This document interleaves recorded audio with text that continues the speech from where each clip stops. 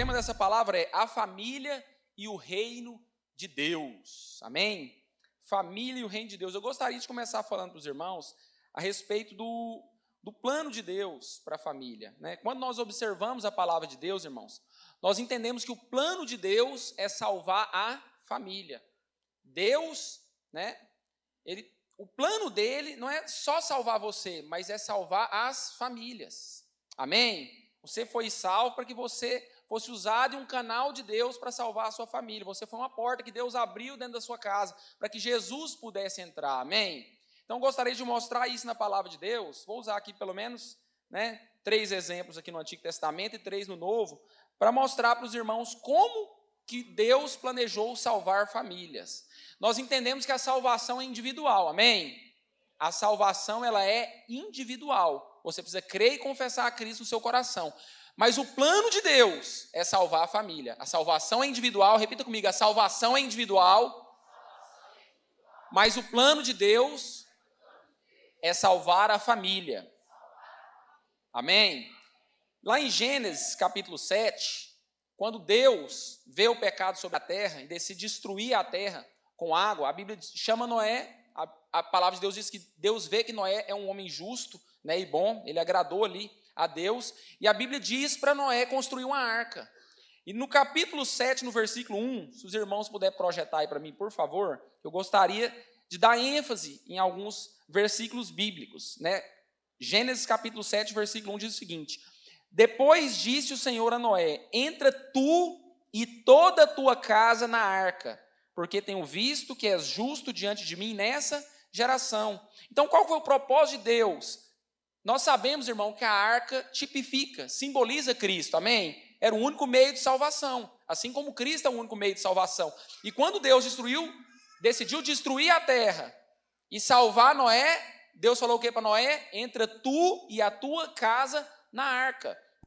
Gênesis capítulo 19, quando Deus decide destruir Sodoma e Gomorra, o anjo aparece e vai até a casa de Ló. O irmão pode projetar também, Gênesis capítulo 19, versículo 12, né? Então disseram aqueles homens a Ló: tem alguém mais aqui? Teu genro e teus filhos e tuas filhas, e todos quanto tem nessa cidade, tirai-os fora desse lugar. Então qual foi o plano de Deus? Salvar somente a Ló? Não, mas salvar Ló, esposas, filhos e genros. Por quê, pastor? Porque o plano de Deus é salvar a sua família, amém? Eu preciso que você entenda isso nessa manhã. O plano de Deus é salvar a sua família.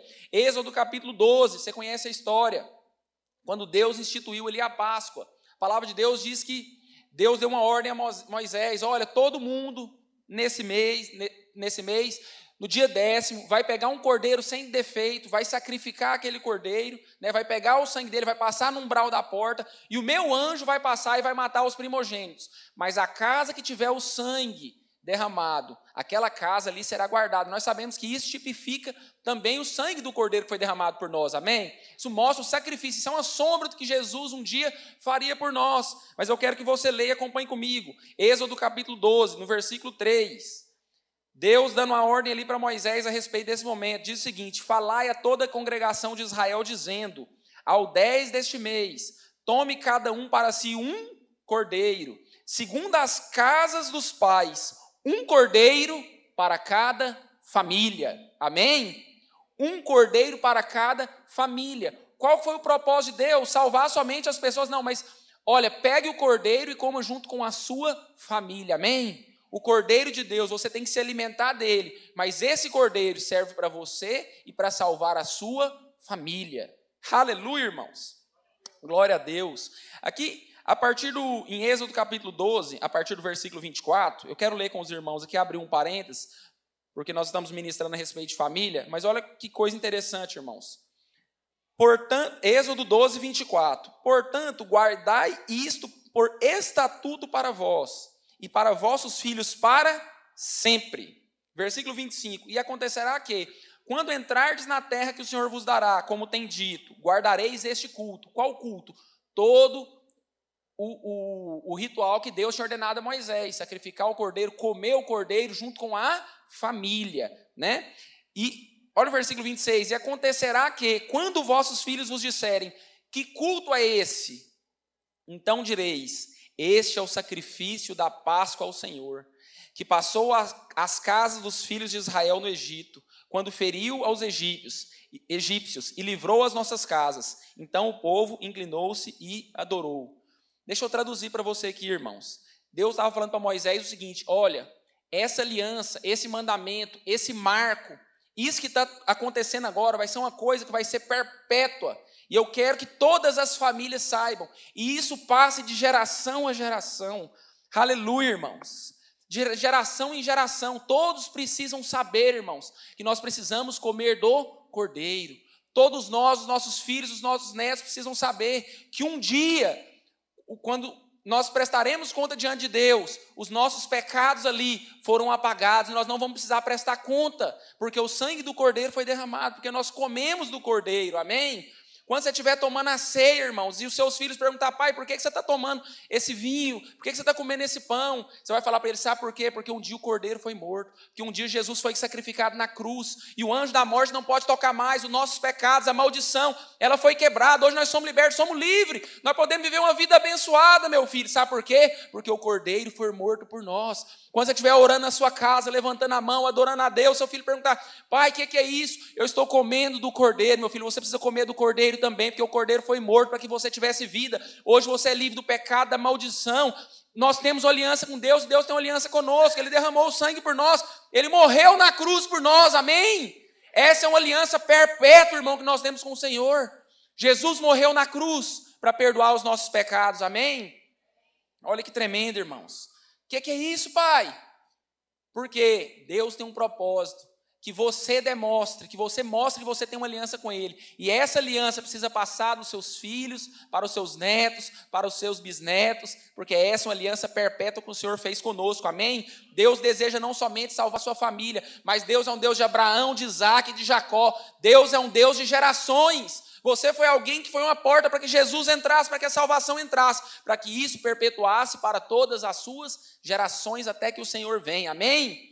Aleluia, glória a Deus. Então nós lemos pelo menos 3 exemplos aqui na Antiga Aliança de como Deus foi um Deus que planejou não somente a salvação individual, mas a salvação das famílias, amém? Agora nós vamos para o Novo Testamento. Quando você pega Zaqueu, Lucas capítulo 19, a Bíblia diz que Zaqueu, quando Jesus falou que ia na casa dele, ele viu a glória de Cristo ali, e ele disse: Senhor, né? Zaqueu era um cobrador de impostos, era alguém que com certeza recebeu um dinheirinho a mais ali, como alguns cobradores de impostos fazem hoje, né? Não trabalhou da maneira correta, e quando ele ficou constrangido diante de Jesus, ele falou: Senhor, eu vou dar metade dos meus bens aos pobres, e se, né? Ele falou sim, mas ele sabia muito bem o que ele tinha feito. Se eu passei alguém para trás, se eu defraudei alguém, eu quero restituir essa pessoa 4 vezes mais. O que Jesus falou para ele? Zaqueu, hoje a salvação entra na sua casa. Aleluia. Pastor, mas a salvação não é individual? Sim, mas o plano de Deus é salvar a família. Jesus entrou na casa. Quando Jesus entra, Ele quer salvar a família. Amém? Quando Jesus entrou na sua vida, Ele não entrou só na sua vida, Ele entrou na sua casa. Porque Deus tem um plano de salvar famílias. Atos capítulo 11, a Bíblia conta a história de Cornélio em Atos capítulo 10. Como Pedro teve uma visão sobrenatural e Cornélio também. Né? Talvez você pense que Deus só está tendo tempo para salvar uma pessoa ou para cuidar só de um e abençoar só de um. Mas simultaneamente o Espírito Santo estava falando com Pedro num lugar e com Cornélio em outro, né? Porque Cornélio queria ser salvo, era um homem temente a Deus, e alguém tinha que pregar a palavra para ele. Então o Espírito Santo convencendo a Pedro que não queria pregar para Cornélio, porque Cornélio era gentil. Então Deus deu uma visão para Pedro, convencendo ele que o evangelho tinha que chegar aos gentios. Mas Deus também deu uma visão para Cornélio que ele precisava ouvir o evangelho tem que ser pregado por alguém. Então falou: vai até Jope, né? Pedro está ali, irmãos, presta atenção no capítulo 11, explicando para os irmãos da Judéia, para os apóstolos, a respeito do mover que tinha acontecido antes. Porque quando Pedro foi na casa de Cornélio, ele pregou e a Bíblia diz que todos foram batizados no Espírito Santo e todos foram salvos. Agora Pedro chegou diante da Judéia, né? Depois daquela unção, daquele poder, ele chegou meio ali. E agora, como é que eu vou falar para o pastor que eu estava pregando lá no prostíbulo? Mais ou menos isso, irmão. E agora? Pedro chegou lá e falou: agora, como é que eu vou falar para esse que eu estava pregando para gentil? Porque era o começo da igreja. O entendimento deles era que a salvação era somente para os judeus e não para os gentios. Mas Deus deu uma visão para Pedro. Então, ali no capítulo 11, Pedro está contando para os apóstolos, falando: olha, deixa eu falar algo para vocês aqui. Cornélio me contou a visão que ele teve. E na visão, um anjo apareceu para ele e falou assim: Cornélio, vai até Jope e chama Pedro. Presta atenção que eu quero que projete esse texto aqui também. Atos capítulo 11, a partir do versículo 13, né? E contou como vira em pé um anjo em sua casa, e lhe dissera: envia homens a Jope, e manda chamar Simão, que tem por sobrenome Pedro, o qual te dirá palavras com que te salves, tu e toda a tua casa. Aleluia, irmãos. Um anjo apareceu e mandou Pedro pregar para Cornélio. Mas quando Pedro chegou na casa de Cornélio, a Bíblia diz que Cornélio estava, está lá em Atos capítulo 10, com toda a sua casa reunida. Aleluia. Onde está seu marido? Onde está sua esposa? Onde estão seus filhos? Reúna a sua casa, irmão. Amém? Pregue o evangelho para a sua família. Deus deseja salvar a sua casa. Ele falou, não é só para Cornélio, porque a Bíblia diz que Cornélio era um homem temente a Deus. Porque o anjo não apareceu somente a ele, Pedro foi pregar o evangelho somente a ele. Mas não. Tu e toda a tua casa. Atos capítulo 16, a Bíblia diz que Paulo, conta a história de Paulo e Silas que estavam na prisão. Mas poucos versículos antes, a Bíblia diz que havia uma jovem que tinha um espírito de adivinhação. E todo dia, quando Paulo passava, ela falava, estes homens são servos do Deus Altíssimo. Aleluia. Né? Toma cuidado, irmão, com a bajulação. Né? Honra é de Deus, amém? Nós vamos aprender isso aqui. Mas a Bíblia diz que era todos os dias. Chegar um dia que você fala, não, John, você é um homem de Deus mesmo. Todo dia vai chegar uma hora que aquilo vai começar a incomodar. Não vai, irmão? Aparecer uma bajulação. Não, está querendo alguma coisa? O que está acontecendo? Então fique esperto, irmão. Né? São parênteses aqui. Mas presta atenção. A Bíblia diz que aquela menina todos os dias falava isso. Eles são servos do Deus Altíssimo. Até aí tudo bem. Né? Tudo bem. Servo do Deus Altíssimo. Ela está falando aqui lá. Mas um certo dia Paulo olhou para ela e falou assim, demônio, sai dela agora em nome de Jesus. E o demônio saiu daquela mulher porque ela estava possessa por um espírito de adivinhação. Mas a Bíblia diz que os senhores daquela jovem, que ganhava dinheiro com ela porque ela tinha um espírito de adivinhação, ficaram indignados e começaram a inventar histórias sobre Paulo. O que aconteceu? Paulo e Silas foi parar na prisão. E a Bíblia diz que por volta da meia-noite, Paulo e Silas estavam cantando louvores na prisão. E de repente veio um terremoto e todas as cadeias, como nós cantamos aqui no louvor, as cadeias quebraram, né? E Paulo foi livre e o carcereiro já sabia que ia sobrar para ele. Falou, pronto. Pegou uma espada e falou, meu Deus, Paulo, esse tanto de preso aqui solto, de quem que é a responsabilidade? Quando eu chegar lá e falar, não, os dois estavam cantando e teve um terremoto. E a cela abriu. O que aconteceu com ele? Tem cara de palhaço? Ia matar ele na hora, sim ou não? Então ele já tentou tirar a própria vida. Mas Paulo falou, opa, peraí. Não tira a sua vida, não. E o carcereiro ali, a Bíblia diz que Paulo começou a conversar com ele. E ele falou assim, o que é que eu faço para ser salvo? Atos capítulo 16, versículo 31.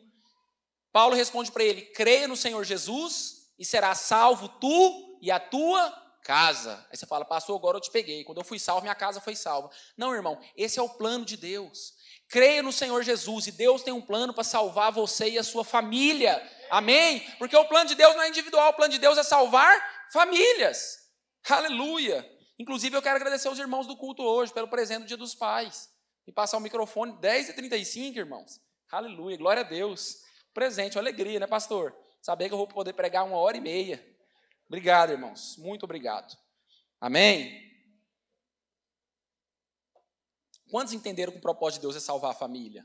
Irmãos, você precisa ter esse entendimento, essa revelação do seu espírito, para entender o que Deus espera de você e por que Deus chamou você. Não foi só para você ir para o céu, mas foi para salvar toda a sua casa. Amém? Então, irmãos, né, o cristão ele dá muita ênfase para a família, sim ou não? Nós sabemos como é importante o casamento, sim ou não? Como é importante a criação dos filhos, como é importante honrar pai e mãe.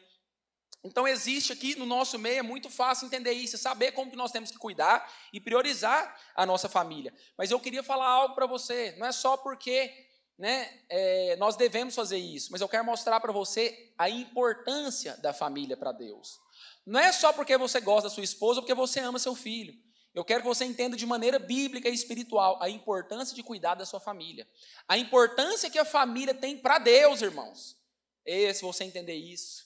Se você tiver revelação da importância da família para Deus, irmãos, você não vai fazer as coisas só porque você está com vontade, só porque você gostou, só porque você ama. Mas você vai saber porque você sabe que isso é um plano de Deus e o quanto isso é importante para Ele. Amém? Então, a primeira coisa que nós compartilhamos aqui foi que o plano de Deus é a salvação da família, mas a salvação é individual. Segunda coisa que eu quero compartilhar nessa manhã é a importância da família para Deus. Sabe por quê, irmãos? Porque tem gente que fala assim, não, a família é importante, mas em primeiro lugar vem Deus. É Deus, família, igreja e trabalho. Aí tem uns outros irmãos que gostam de trabalhar mais, falam, não, é Deus, família, trabalho e ministério, igreja depois, né? Então, assim, irmãos, eu não quero pregar a respeito disso, se bem que é um tema muito bom e não poderia gastar muito tempo falando a respeito disso. Mas o que eu quero mostrar para você na palavra de Deus é que não tem como eu fazer distinção da família com a igreja. Por isso que o tema da palavra é a família e o reino de Deus. Porque a família está inclusa no plano eterno de Deus. Deus se manifesta através de nós, Deus se revela a nós através da família. Amém? Deus deseja salvar famílias. Deus criou a família. E eu quero mostrar para você que é impossível eu falar, não, eu vou colocar a igreja em primeiro lugar e vou deixar minha família de lado. Eu quero mostrar para você que isso é impossível. Eu poderia falar para você que é difícil, ou que você está equivocado. Mas eu quero mostrar para você que não tem como você fazer isso. Amém? Em algum lugar você vai estar falhando se você conseguir. Então vamos lá. Deus leva a sério a família. Esse é o primeiro ponto que eu quero compartilhar. Amém? Deus leva muito a sério a família. Êxodo capítulo 20, versículo 12, né? Os irmãos vão saber isso aqui de cor. Qual que é o primeiro mandamento seguido de promessa? Pastor Vale? Qual que é o primeiro mandamento seguido de promessa, irmãos? Êxodo capítulo 20, versículo 12. Honra o teu pai e a tua mãe, né? Aí você pode ir na versão que você quiser, irmãos. E os dias da sua vida serão acrescentados. Uma versão mais tranquila para você.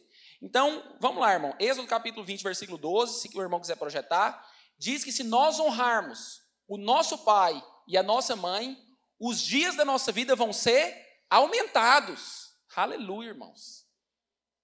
Talvez o pastor goste de fazer academia lá, né? Correr, não, eu quero viver mais. Outro já faz uma dieta, eu quero ter dias mais longos da minha vida. Outro já toma uma medicação. Ok, tudo isso é natural e comprovado, mas você quer viver mais, irmão? Honra seu pai e sua mãe. É isso que a Bíblia ensina, irmão. Agora, irmão, olha a importância da família. Quando você lê os 10 mandamentos, não tomarás o nome do teu Deus em vão. Deus podia falar, está tomando meu nome em vão aí? Vai morrer mais rápido. Não podia? Não cobiçarás a mulher do próximo. Se o cara cobiçar, ele vai morrer mais rápido de todo jeito. Né? Mas Deus podia diminuir o dia da vida dele também, mas não está escrito. Não matarás. O que é que nós queremos fazer com um cara que mata? Cadeira elétrica. Nós também não queremos diminuir os dias da vida dele, mas Deus não diminuiu. Então, irmão, de todos os mandamentos, de tudo que você entender, de todo erro e pecado que você pode cometer, sua vida vai durar menos, se você não honrar o seu pai e a sua mãe. Agora, você pode entender a importância disso para Deus? De tudo que Deus instituiu, a primeira coisa, o primeiro mandamento que ele colocou, a promessa, foi: honra o teu pai e a tua mãe, que os dias da tua vida serão acrescentados. Agora, minhas filhas sabem, eu sou bom de matemática. Então, quando elas me desobedecem, irmão, eu sempre sento elas. Falo aqui, filha, se o mandamento fala que os dias vão ser acrescentados, quando você desobedece ao pai, o que vai acontecer? Seus dias vão ser diminuídos. Você quer morrer mais rápido? Eu falo para minhas filhas, é verdade. É o mandamento, irmão. Você quer viver mais? Se eu honrar, meus dias vão ser acrescentados. Se não tiver dia acrescentado, o que vai acontecer? Meus dias vão ser diminuídos. Não é que eles vão ser diminuídos, irmão. Presta atenção, pra você não pensar que eu estou falando heresia. Você vai viver o mesmo tanto. Mas se você estivesse honrando, você ia viver mais. Então, se você não honrou, você vai viver menos. Sim ou não? É matemática. Então, não é que eu estou advogando a causa própria. É porque é Bíblia. Eu preciso ensinar minhas filhas. Sim ou não? Tem que honrar o pai e a mãe. Quer viver mais? Honra o pai e a mãe. Você entende a importância disso, irmãos? Nós precisamos honrar os nossos pais. Amém? Mas talvez você fala para mim assim, pastor, deixa de ser religioso. Você está até hoje nos 10 mandamentos, a Bíblia diz que o fim da lei é Cristo. Ok. O que é que Paulo ensina para a igreja de Efésios, capítulo 6, versículo 2 e 3? Honra o teu pai e a tua mãe, e os dias da sua vida serão acrescentados. Nova aliança. E agora, irmão? O que você vai fazer? Né? Só que é o seguinte, irmão, você pode projetar aí, Efésios capítulo 6, versículo 2 e 3? Isso, pode pôr no 2 aí pra gente. Descer um pouquinho. Honra teu pai e a tua mãe, que é o primeiro mandamento seguido com promessa, para que te vá bem e seja de longa vida sobre a terra. Que Deus vai prolongar a sua vida. Agora olha o versículo 4, esse aqui eu dificilmente eu ensino aqui para minhas filhas. E vós, pais, não provoquei vossos filhos a ira. Não irritai os vossos filhos. Não provoquei os vossos filhos. Esse eu só falo o 2 e o 3. O 4 ela vai ter que orar e descobrir sozinho. Porque de vez em quando eu gosto de irritar os filhos, não é? Pai não gosta de irritar o filho, até, para, pai. né? Mas não pode. Mas também Deus não falou nada que vai diminuir os dias da minha vida, né? Só você. Se tivesse falado, talvez eu ia levar mais a sério. Brincadeira, irmão. Irritar pode, não pode, né? Provocar ira, né? Enquanto ele estiver ali mantendo a sanidade, você continua brincando. Na hora que você vê que ele entrou na carne, você fala, não, agora eu estou pecando. Aí você para, amém, irmãos? Tem outro texto que não precisa nem projetar, não, mas eu estou falando a respeito da importância de honrar pai e mãe, né? Eu sempre que minhas filhas erram comigo, irmãos, eu sempre gosto de ler esse versículo, está aqui em Provérbios, capítulo 1, versículo 8 a 9, que diz o seguinte, filho meu, ouça a instrução do seu pai, né? Versículo 1, 8 a 9. Filho meu, ouve a instrução de seu pai, e não deixe os ensinamentos da tua mãe, porque isso será como diadema de graça para a sua cabeça, e colares para o teu pescoço. Irmão, eu repito isso muito para minhas filhas. Sabe por quê, irmão? Não é só porque é um versículo bonito, não. É porque existe algo espiritual em honrar o pai e a mãe, em obedecer o pai e a mãe. Diadema de graça, você vai estar coroado da bondade, da presença de Deus, do favor de Deus sobre a sua vida, né? E está acumulando colares espirituais, né, filha? Seu pescoço ali. Isso fala de uma pessoa bonita, simpática, que ama a Deus, que revela a Deus, que manifesta a Deus. Por quê? Tudo porque honra o pai e a mãe. Amém, irmãos? Aleluia. Então, eu já disse que nós não podemos fazer distinção entre a família e o reino de Deus. Amém? Então, talvez você não concordou, irmão, mas nós vamos ler a Bíblia agora. 1 Pedro capítulo 3, versículo 7, diz o seguinte, igualmente vós, maridos, coabitai com elas com entendimento, dando honra à mulher como vaso mais frágil, como sendo vós os seus co-herdeiros da graça da vida, para que não seja impedida as vossas orações. Então, vamos lá. O que Pedro está falando? O seguinte, você precisa honrar a sua esposa, você precisa cuidar da sua casa, você precisa ter respeito com a sua família. Não adianta nada você vir cá pregar, não adianta nada você orar, não adianta nada você pedir, você jejuar, você não cuida da sua casa. Não adianta você vir cá e falar assim, Deus, me ajuda, se você não está cuidando da sua esposa. Primeiro você vai cuidar da sua casa, primeiro você vai cuidar daqueles que eu te dei, primeiro você vai cuidar da responsabilidade que eu te dei, terrena, simples e natural. Você quer aprender a cuidar de coisa espiritual? Então primeiro cuida de coisa natural. Faz primeiro o arrozinho com feijão. Aprende primeiro o ABC. Depois eu vou te ensinar coisas mais profundas. Amém? Primeiro Deus deixou um trabalho para você de cuidar da sua casa. Se você fizer isso, as orações vão ser respondidas. Não adianta você ir até Deus, irmão, se você não cuida da sua casa e orar. Porque Deus está falando, está escrito na palavra de Deus. Então família está relacionada com fé. Como que eu vou crer e servir a Deus e manifestar o reino de Deus aqui sem que eu não cuide da minha casa? Sem que a Bíblia diz que se eu não estou cuidando da minha casa, eu não tenho como orar e não vou obter resposta. Como que você fala que tem como? Né? Mas fulano não cuida da casa, está lá orando, irmão. Pode estar orando, pode fazer o que ele quiser. Mas no relatório do céu está escrito o seguinte, não tem resposta para isso não. Ele está errado. Ele precisa primeiro voltar para a casa dele e consertar. Amém? Então entenda, não tem como. É impossível falar para você que eu vou colocar o ministério na frente da minha família. Como que eu vou colocar o ministério na frente da minha família sem que eu preciso cuidar da minha família para mim ter um relacionamento com Deus? Amém? Outro motivo que eu conheço na Bíblia que Deus não responde é porque nós pedimos mal. Sim ou não? Tiago fala, vocês não repetem, vocês pedem mal. Mas aqui, o apóstolo Pedro está esclarecendo que você também não recebe porque você não está cuidando da sua casa como você deveria. Então, irmão, é um assunto muito sério Deus não te responder. Você está entendendo como Deus leva a sério a família? Eu quero mostrar para você, irmão, que não é um capricho pessoal da Igreja Orvalho. Você ser alguém de família, que cuida da sua família, que ama a sua esposa, que ensina os seus filhos no caminho de Deus. Isso não é um capricho pessoal, não é uma invenção nossa. Não é um lema do nosso presidente, família. Não, irmão. Isso é plano de Deus e projeto de Deus para você. Foi Deus que estabeleceu. Criou Adão e falou, não é bom que o homem esteja só. E dali passou a se multiplicar. E Deus começou a se manifestar para a salvação de todos da casa, como nós já lemos. Amém? Aleluia. Então nós não podemos fazer distinção entre a família e o reino de Deus. Ficou claro isso, irmãos? Eu poderia ler muito mais versículos que afirmam essa mesma verdade, mas eu acredito que esse texto aqui deixou bem claro, irmão. Cuida da sua casa, porque senão eu não vou responder suas orações. Talvez, irmão, suas orações não estão sendo respondidas. Pode ser esse motivo, não sei, não conheço você, mas você não cuida da sua casa, irmão, e fala, nossa, eu oro, parece que a resposta nunca vem, né? A melhor coisa que a gente faz primeiro é tapar os buracos, sim ou não?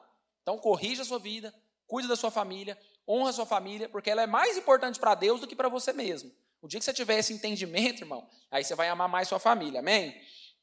Então vamos lá, 1 Timóteo capítulo 5, né?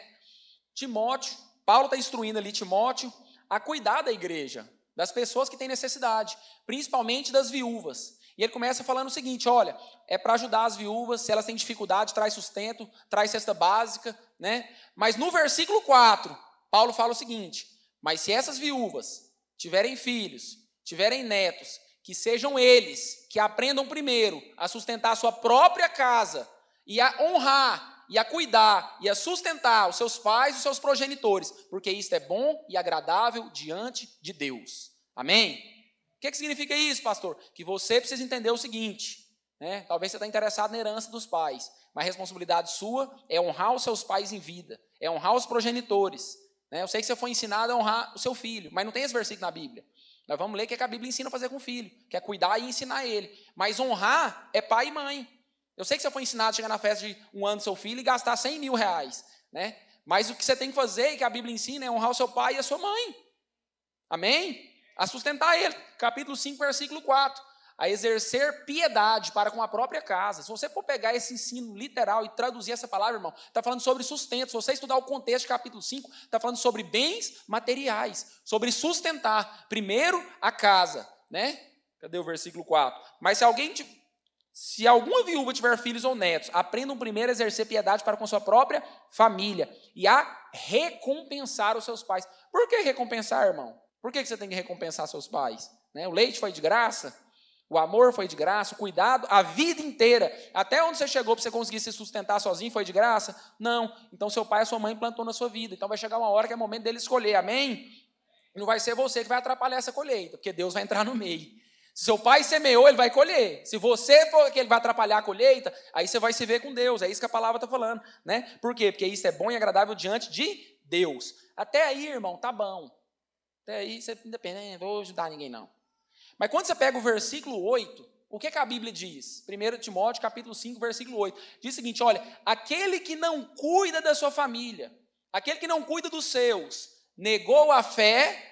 Não, pastor, mas eu sirvo a Deus. Não, você não serve a Deus não, irmão. Você serve a outro Deus. Porque o Deus que nós servimos ensina a nós honrarmos os nossos pais. Então, se eu não cuido da minha família, irmão, eu estou negando a minha fé. Então, não tem como eu separar a fé da igreja. Não tem como eu separar ministério de reino de família, de reino de Deus. Porque se eu não cuido da minha família, irmão, eu estou negando a minha fé. E eu sou pior do que um incrédulo. Eu sou pior do que um descrente. Irmão, empatar com ímpio é ruim, sim ou não?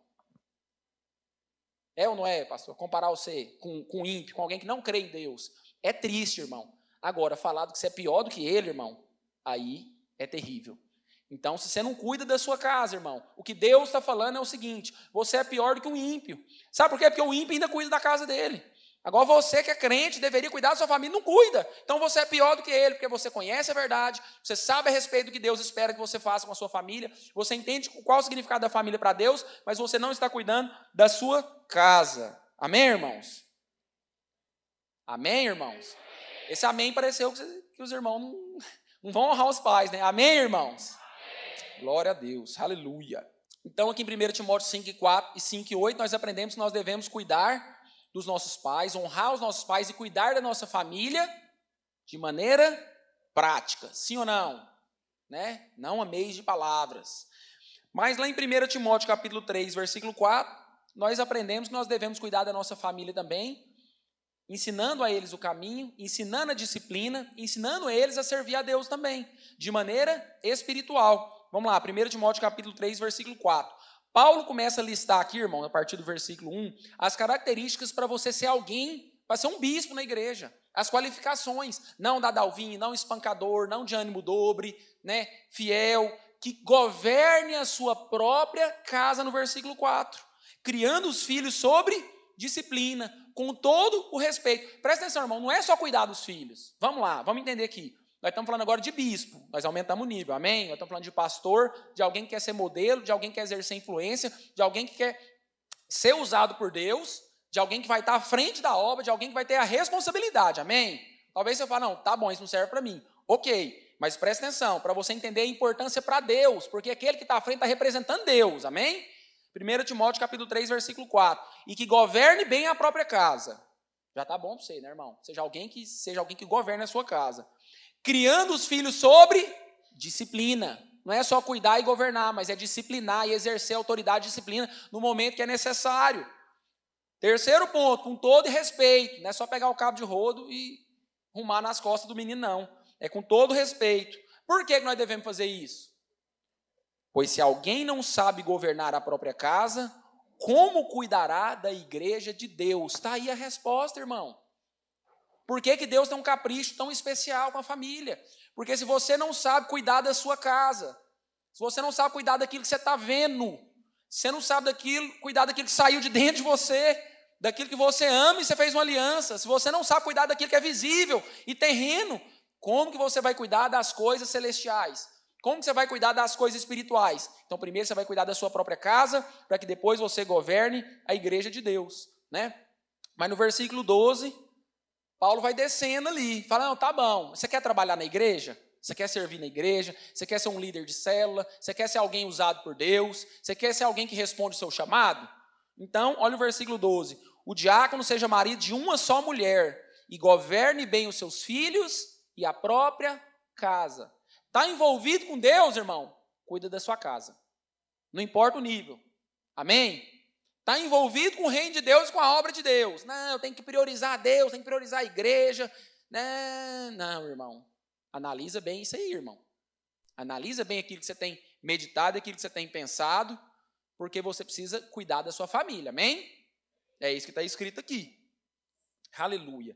Né? E criando os filhos sobre disciplina. Eu queria falar um pouco disso também, irmãos, porque, sim, nós devemos ensinar os nossos filhos de maneira espiritual. Está escrito que governe bem a própria casa, criando os filhos sob disciplina. Nós temos que governar bem a própria casa, como? Ensinando os nossos filhos. Está lá em Provérbios 22:6. Os irmãos conhecem o texto. Ensina o seu filho no caminho que deve andar. Quando for velho, jamais se desviará dele. Amém? Isso aí você sabe de cor, irmão, que você tem que ensinar a Bíblia ao seu filho, pregar para ele, ser um exemplo para ele. Amém? Agora tem uma coisa que também você sabe de cor, mas nem sempre os irmãos praticam, que é criar os filhos sobre disciplina. Sabe, irmão, tem um texto que fala que o juízo começa pela casa de Deus. Talvez você ache que eu faça a aplicação errada, mas eu uso esse versículo lá na minha casa. O juízo começa pela casa de Deus. Aqui em casa é os primeiros. Se brigou com o outro, o errado é eu sei. Por que você brigou? O juízo começa lá em casa, a repreensão vem lá em casa. Já viu aqueles pais que sempre o filho está certo e o outro está errado? Lá em casa é o contrário. Meus filhos estão errados e os outros estão certos. Eles sabem que é desse jeito. Por quê? Porque eles permitem entrar quando um não quer, dois não briga. Então já está errado. Sim ou não? Por quê? Porque o juízo começa pela casa de Deus, irmão. Se tem alguém que tem que fazer a coisa certa, são os meus filhos. Se tem alguém que tem que fazer a coisa certa, é minha esposa. Se tem alguém que tem que fazer a coisa certa, sou eu. Então, no momento de tratar, irmãos, eles são tratados. Eles são disciplinados. Eles são corrigidos, né? Até depois de grande. Às vezes é difícil, não é? Não tem hora, mas tem que... Vem cá. Né? Vamos pôr o negócio na linha aqui. Vamos disciplinar. Não pode, está errado. Não é assim que faz. Nós temos que disciplinar, irmãos. Irmãos, talvez eu vou falar algo para você pensa, não, pastor, isso aí é antigo, já passou dessa época. Quando chegou o celular, irmão, foi um boom. Os filhos ser criados com celular, sim ou não? Foi um boom. Todo mundo... Hoje parece que todo mundo esqueceu disso, mas não esqueceu não, continua a mesma coisa.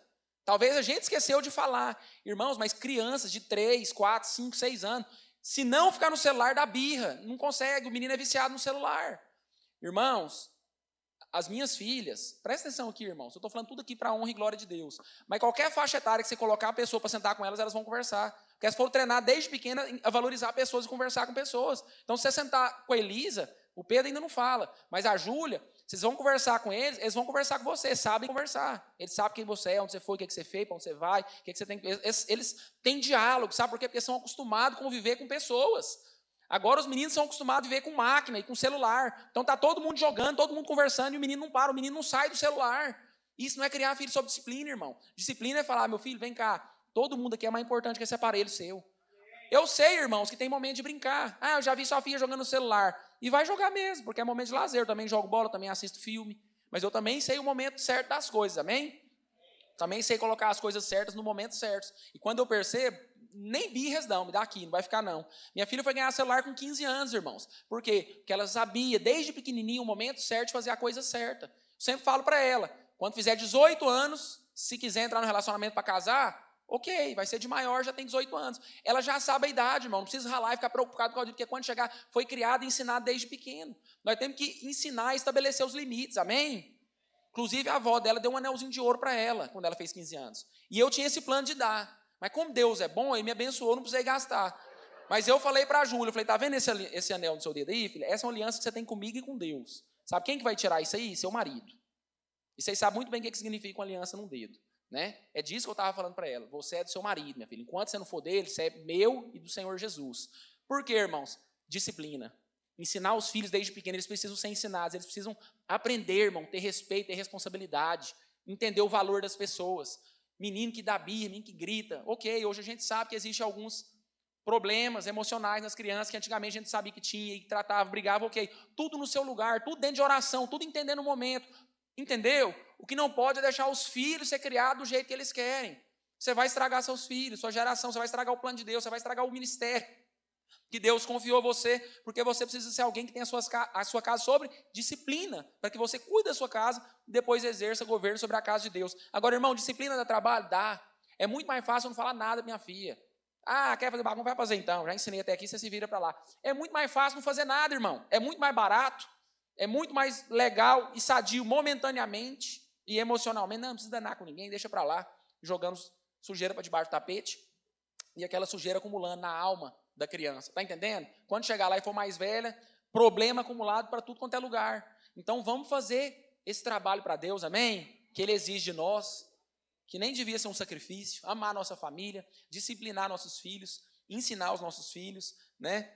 Eu estava num brinquedo lá no parque que eu fui, e a gente tinha comprado o ingresso para ir na fila menor. Então, todos os brinquedos eu estava indo na primeira, porque eu gosto de muita emoção, eu só vou se for no primeiro lugar lá. Toda vez eu queria ir na primeira para dar mais emoção. Aí eu estava na fila com a Elisa, e chegou um determinado momento que outras duas amigas da Júlia estavam lá e da Elisa, e estava indo sozinho no brinquedo, tinha uma vaga, em outro brinquedo de outra fila. A Elisa, papai, eu posso ir lá? Irmãos, e o pastor, ele sabe das coisas. Eu falei para ela, vai dar errado. Você vai lá e alguém vai brigar comigo, mas vai lá, porque não tinha ninguém no brinquedo, o brinquedo ia sair. Ela saiu de onde que ela estava, na fila que ia em primeiro lugar, foi num brinquedo que já estava saindo, que não ia ninguém, não atrapalhou a fila de ninguém e foi. Quando ela está voltando, o que aconteceu? O cara atrás de mim. Ela não vai passar aqui, não. Eu vi ela acabou de ir em outro brinquedo. A minha filha esperou tanto quanto ela. Falei, ok, filha, vai para o outro lado lá e fica sentado lá. Meu irmão, falar isso para uma menina de 11 anos, que sabe que não fez nada de errado, que não atrapalhou a fila, que o pai está ali, que pai que não ia ficar do lado da filha, falar para ela, rapaz, não atrapalhei nada, não. Eu tentei, não fui tão espiritual. Falei, ele falou, você acha que você está certo fazendo isso? Minha filha esperou tanto quanto a sua. Nervoso, né? Falei, deixa eu te falar algo aqui. Eu não acho que eu estou errado, mas eu acho que eu respeito você. Você quer que a minha filha não vá no brinquedo? Quero. Então, Elisa, você vai passar e vai ficar sentado. Meu irmão, você não sabe o tanto que meu coração ficou doendo, não, vendo minha filha sentada chorando. Vocês sabem quando uma menina quer fazer drama, sim ou não? E quem conhece Elisa sabe mais do que eu. Moça, ela estava parecendo uma menina que não tem pai e mãe, que não tem comida, que está abandonada, que foi jogada, que está 30 dias sem comer, sentada atrás de um lugar para ficar mais escondidinha, para você ficar com mais dó ainda. E o cara aqui olhando a minha filha lá chorando. Irmãos, eu estava chorando por dentro.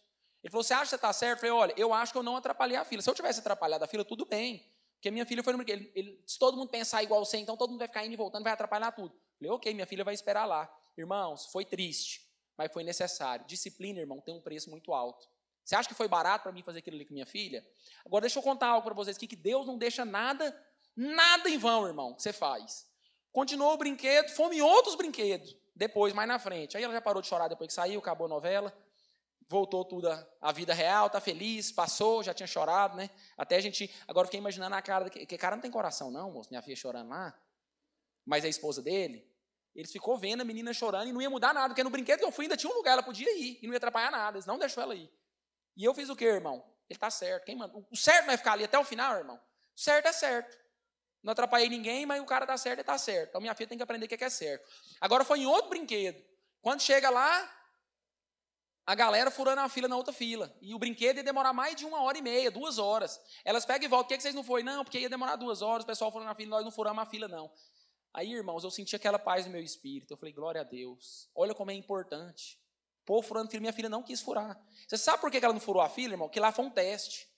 Pum, pá. Era para ela ter furado a fila. Não ia estar nem, não. Meu pai falou lá, o cara falou, não deixou nada, meu pai brigou com ele. Quer coisa, vem cá e briga com meu pai. Meu pai resolve. Agora não, ela já pensou o quê? Se meu pai não deixou lá, que o homem falou com ele, eu fiquei chorando, aqui ele nem está vendo, depois ele ficar sabendo que eu furei essa fila, o trem vai ser errado, eu não posso furar a fila. Sim ou não, irmãos? Então nós precisamos entender que disciplina traz resultado. Deus honra aquilo que você faz, irmão. Não é porque eu fiz, porque não sei o quê, porque não, é porque Deus honra, irmão, é a palavra de Deus. Se nós vamos disciplinar, irmão, o Espírito de Deus vai fazer o papel de falar o coração deles, para que eles caminhem na posição que nós ensinemos. Porque é a Bíblia que nos ensina a ensinar os nossos filhos, amém? Aleluia, como é bom olhar no relógio. 11h15 ainda. Glória a Deus. Por mais cultos assim, amém, irmãos? Vamos lá. É isso aí, irmãos. Então, nós precisamos cuidar dos nossos filhos também, emocionalmente. Né? Nós temos que cuidar da nossa família financeiramente, né? 1 Timóteo 5, 4 e 8. Espiritualmente, né? 1 Timóteo 3, 4 e 3 e 12. E emocionalmente. Irmãos, quando você lê Mateus capítulo 3, a Bíblia diz que Jesus foi ser batizado, amém? A Bíblia já diz lá em Lucas capítulo 2 que ele era submisso aos seus pais, né? Ele crescia em graça, estatura e sabedoria. A Bíblia diz que ele ele conversava com os doutores no templo, tamanha sabedoria que Jesus tinha. E nós sabemos, irmão, que Jesus veio sem pecado, sim ou não? Jesus era 100% humano, sim, mas ele era diferentezinho, irmão, de nós, num aspecto, ele não tinha pecado. Ele era obediente aos seus pais, ele não conheceu o pecado. Amém? Então, quando Jesus vai ser batizado, ele tem aproximadamente 30 anos de idade, irmão. Então, ele não era uma criancinha. Ele não era um menino para ser ninado. Ele já era um homem, já era um rapaz. Quantos concordam aqui que 30 anos já é um rapaz formado? Um homem de Deus, criado por pais, José e Maria, pais abençoados. Conhecia a palavra de Deus, tinha relacionamento com Deus, porque a gente vê isso quando ele estava conversando com os doutores. Era obediente aos seus pais. Estava tudo emocionalmente tranquilo na vida de Jesus, sim ou não? Sim. Mas a Bíblia diz que quando Jesus foi batizado, o céu se abriu e veio uma voz do céu que disse: este é o meu filho amado, em quem eu tenho tanto prazer. Aleluia, irmãos. Aquela voz podia falar assim: ele é o Messias, que está escrito em Isaías 53. Ele é aquele que veio libertar o povo. Irmãos, Deus poderia falar qualquer coisa a respeito do chamado, a respeito do propósito de Jesus. Mas sabe uma coisa que Deus falou? Quem Jesus era e o que ele significava para o Pai.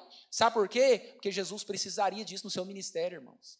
Jesus precisaria dessa voz, irmão, nos dias de tribulação, no dia de perseguição, nos dias de traição, nos dias de sofrimento lá no Getsêmani, suando sangue, lembrando daquela voz: você é o meu filho amado, eu tenho prazer em ti. Então você precisa entender a importância, irmão. Se Jesus perfeito precisou ser amado, precisou ouvir que era amado, imagina a sua esposa, imagina os seus filhos, imagina os seus pais. Então você precisa abrir a sua boca e falar o quanto você ama a sua esposa. Você precisa abrir a sua boca e falar para os seus filhos: olha, eu amo vocês, vocês são importantes para mim. Você precisa cuidar de maneira emocional dos seus filhos e da sua família. Jesus precisou, irmão, ouvir a voz do Pai dos céus. Este é o meu filho amado, em quem eu tenho tanto prazer. O pai afirmando a identidade do filho, para que ele vivesse uma vida sabendo quem ele era e como o pai se agradava daquilo que ele estava fazendo durante 30 anos de idade. Amém, irmãos? Irmãos, uma vez eu fiz o aniversário da Júlia, uma festa de aniversário, e teve uma brincadeira lá, né? Aí nessa brincadeira você tinha que fazer o quê? A declaração de amor. Irmãos, são coisas que nos marcam, porque eu estou falando isso aqui porque aquilo lá me marcou, e porque o Espírito Santo quer que eu compartilhe também, irmãos. Isso foi algo que me marcou, porque teve um convidado especial, ele não é aqui da igreja, tá bom, irmãos? Teve um convidado meu que estava lá, que na hora dele fazer a declaração de amor para a esposa, e na hora da esposa fazer a declaração de amor para ele, eles não conseguiam falar eu te amo. E a gente pensou que era brincadeira, tudo, chegou no final, eu falei para ele tinha uma filha, quase da idade da minha filha. Ou seja, ele já tinha mais de 10 anos de casado. Dormia com a esposa, morava com ela, vivia a mesma vida, dentro da mesma casa, mas nunca falou eu te amo. Aí eu perguntei para ele, ele falou: não, nós nunca falamos eu te amo um para o outro. Como, irmãos? Que uma pessoa não expressa sentimento para outra. Como que a pessoa vai saber que ela é amada, que ela é guardada? Você está entendendo, irmãos? 10 anos de casado, e não foi uma piada. Eu pensei que foi na hora. Eu pensei que foi uma brincadeira. Acho que a maioria dos irmãos pensaria: não, nunca falei eu te amo. Como você não falou eu te amo? Você mora 10 anos, é sua esposa, dá a vida pelos seus filhos, faz tudo para você, mora com você na mesma casa. Então, irmãos, presta atenção aqui. Nós precisamos cuidar emocionalmente da nossa família. Amém, irmãos? Eu sou bom nesse trem, irmãos. Eu sou ruim. Eu sou falho em muita coisa, irmão. Mas nisso aí eu gosto, irmãos. Eu gosto, sabe? Sexta-feira, deixa eu falar algo para vocês aqui, irmão. Eu vim aqui para essa igreja, eu estava tão debuiado sexta-feira, que eu nem vi eu caindo no chão aqui chorando na tarde. Chorando, irmão, na presença de Deus, deitado aqui, sabe? Eu falei para André, meu peito vai explodir, tanta queimação que eu estou aqui. Nossa, não estou bem de jeito nenhum. E assim, irmão, quando eu falo isso, ela já sabe. Que é porque quando eu quero chegar lá em casa, eu quero que ela fique, não, meu bem, eu te amo, vai dar tudo certo. Então, era um plano duplo, né? O primeiro, na verdade, eu estava chegando aqui diante de Deus, mas eu estava contando para depois ela já cuidar de mim. Por quê, irmão? Porque é importante para mim, irmãos. Foi importante para Jesus, é importante para mim. Não sou Superman, não sou super-herói, não sou perfeito. Hã? O Rubinho disse que já entendeu porque que Elisa ficou lá. Porque é minha filha, irmão. Ele já entendeu tudo, né? Sou manhoso, minha esposa é mimada, os meus filhos também, irmão. Mas tudo dentro do nível da disciplina do Senhor. Amém? Cada um tem um temperamento, irmão, mas existe um lugar.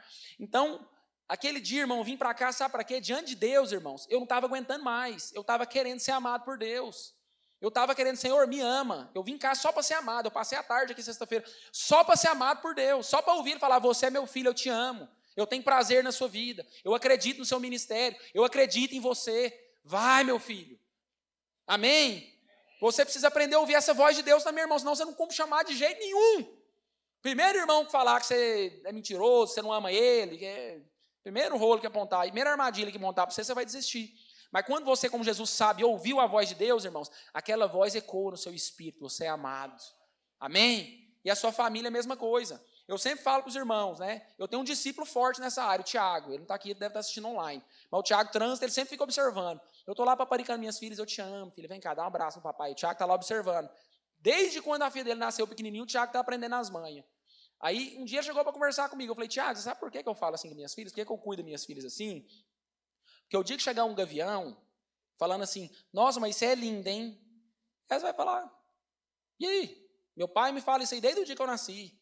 Minha mãe, então eu já sei, eu sou bonita mesmo.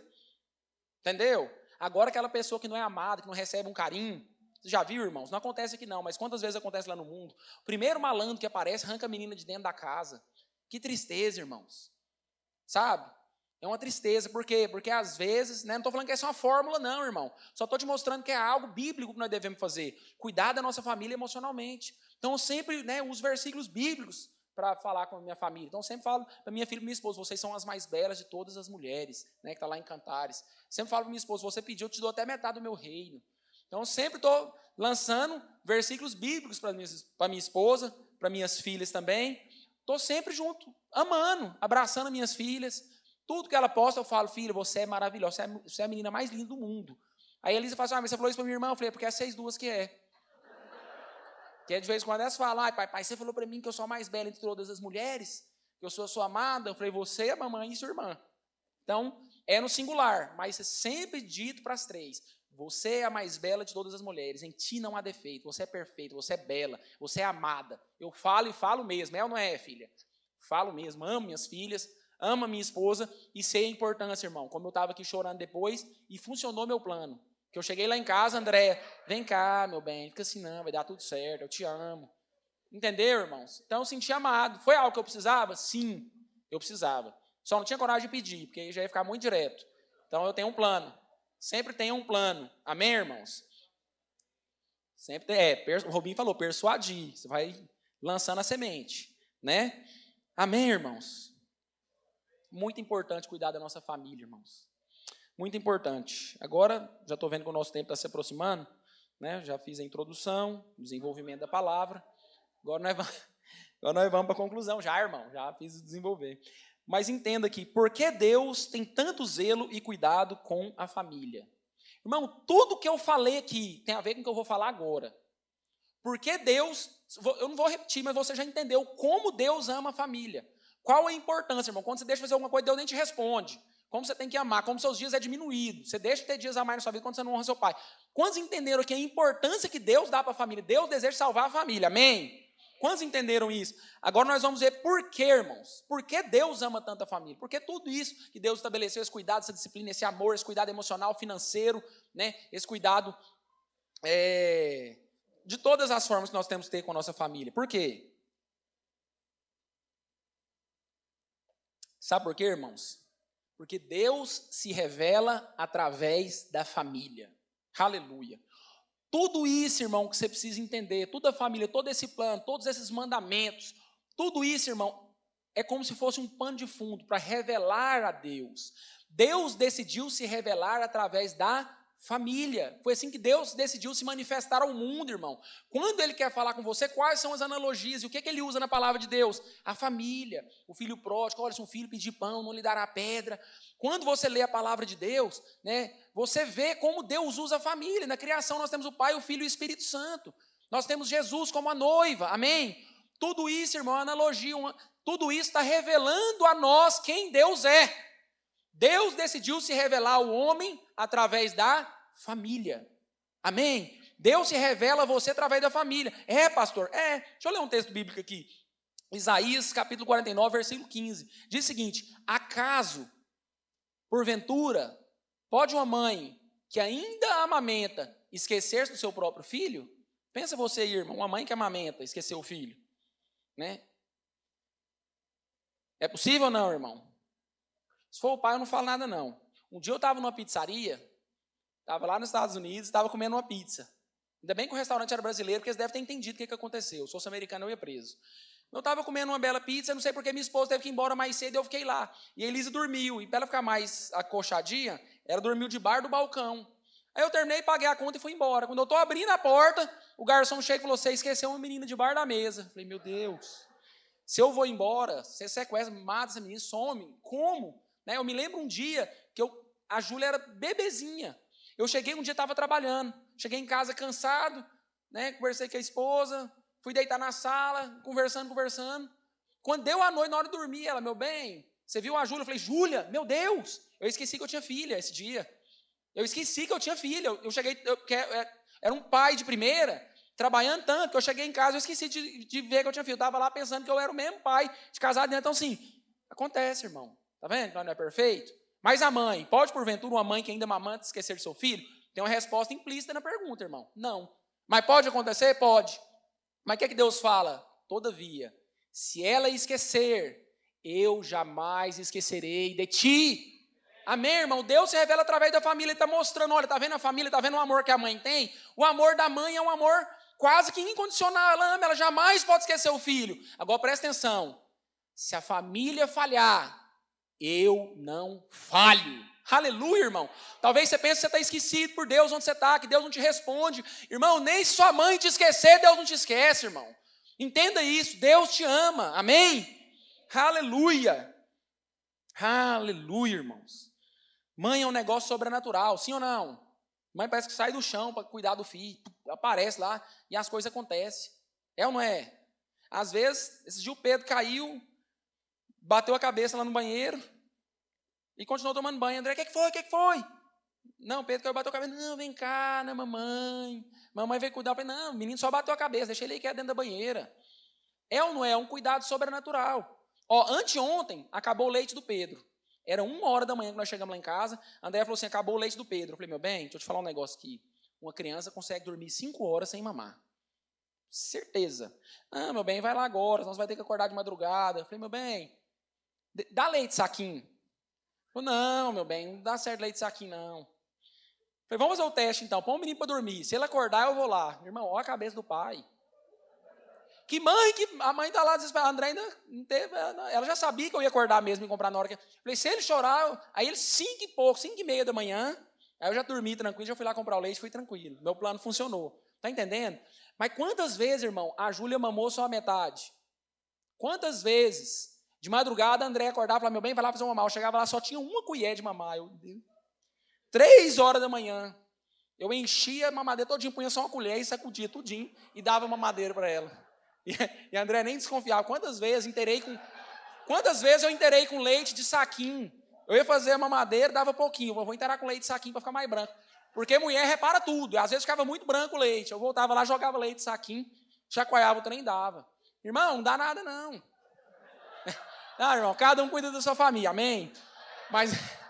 Mas entenda aqui, irmãos, que mãe que vai fazer isso, irmão? Você está entendendo? A mãe tem superpoder. A mãe tem superpoder. A mãe cuida, irmão. A mãe protege, a mãe está preocupada. Sim ou não?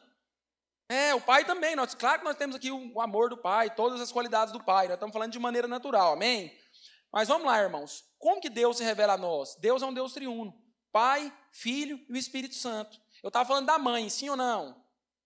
Estava falando da mãe agora. Qual que é o papel do Espírito Santo? Gerar.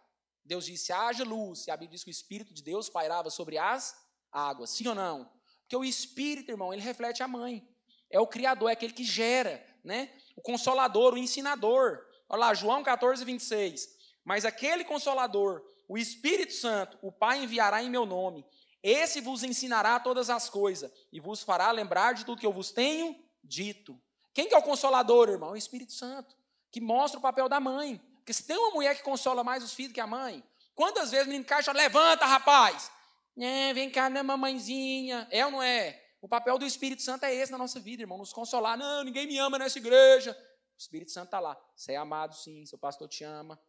Você não lembra que ele te visitou aquele dia? Brincadeira, irmãos. Mas o papel do Espírito Santo é qual? Consolar. Amém? Ensinar todas as coisas. Né? O papel da mãe também não é ensinar todas as coisas. Meu filho, não vai não. E aí você vai, o que acontece? Espírito Santo. A mãe sabe das coisas, né? Tem um discernimento das coisas.